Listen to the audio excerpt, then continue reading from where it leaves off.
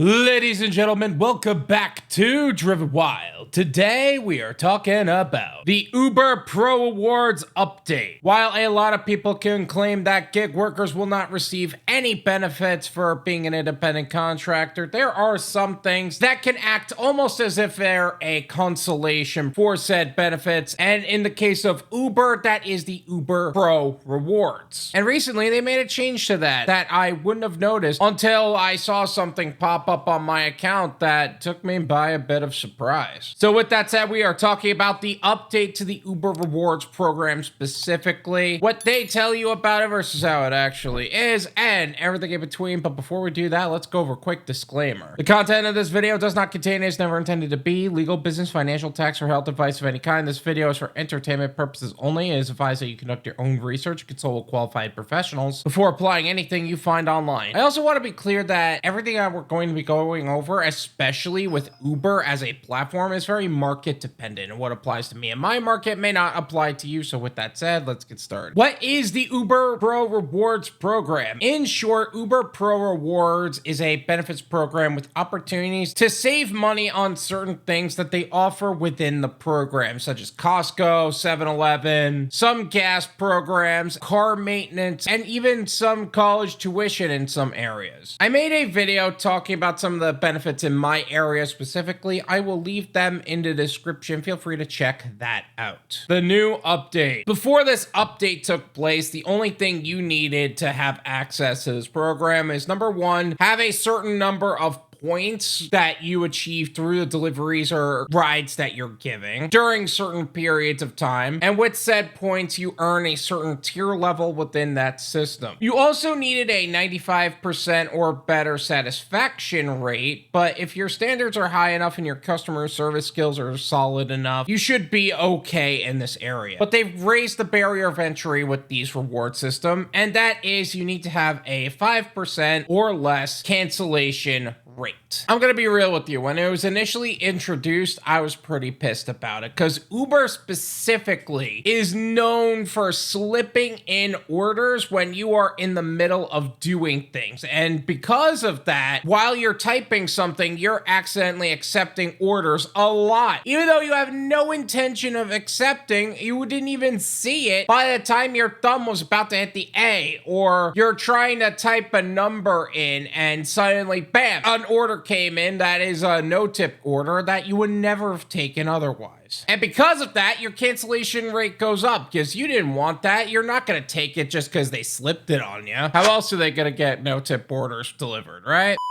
But it wasn't until a week or two later that they made a change to how I receive orders that would drastically change how this worked. The new accept screen. So I've already talked about this in another video, but they have introduced a new accept screen when you receive orders. This doesn't seem like it's a big deal, but when you compare the acceptance box from where it was to where it is now, it is a much smaller space, and the chances of you actually accepting an order by accident goes down drastically. Now, if you're driving, this could be a little bit more problematic because you got to be a little bit more precise. But at the same time, it's also not forcing drivers to accept orders that they wouldn't have accepted otherwise while they're typing in a customer note or trying to scroll through a page or something. Yes, the button still goes over a lot of the things on the bottom half of the screen that don't scroll up and down. And also, if you get an order while you're doing something else, like going through your earnings page or going into your inbox,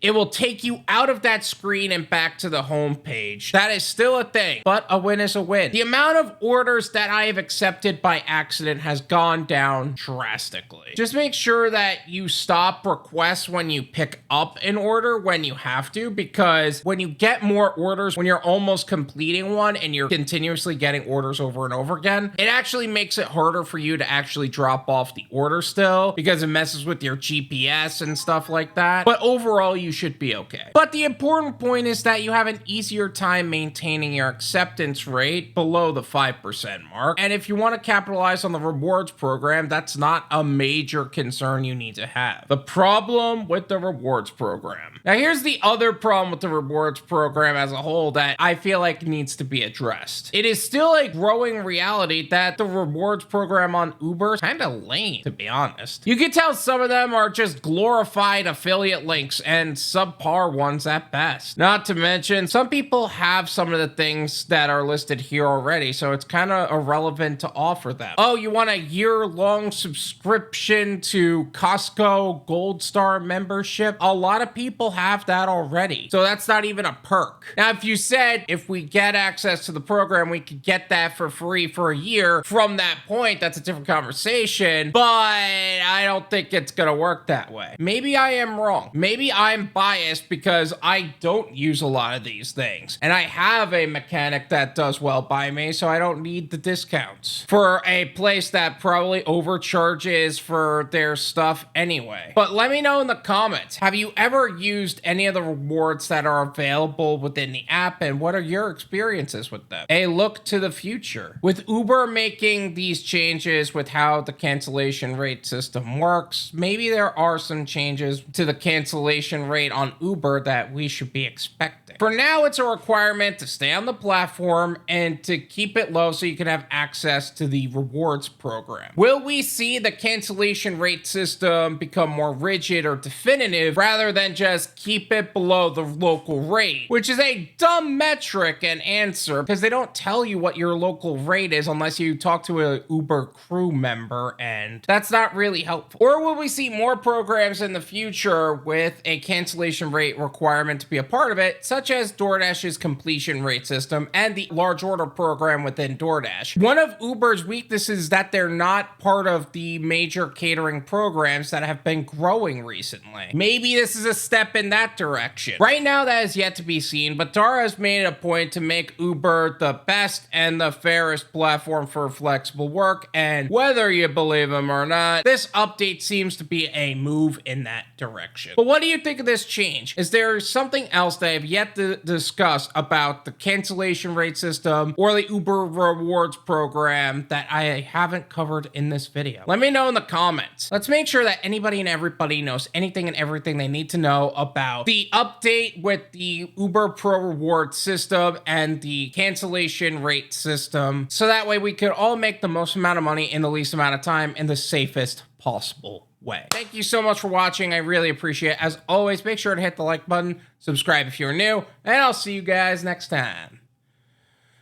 Peace.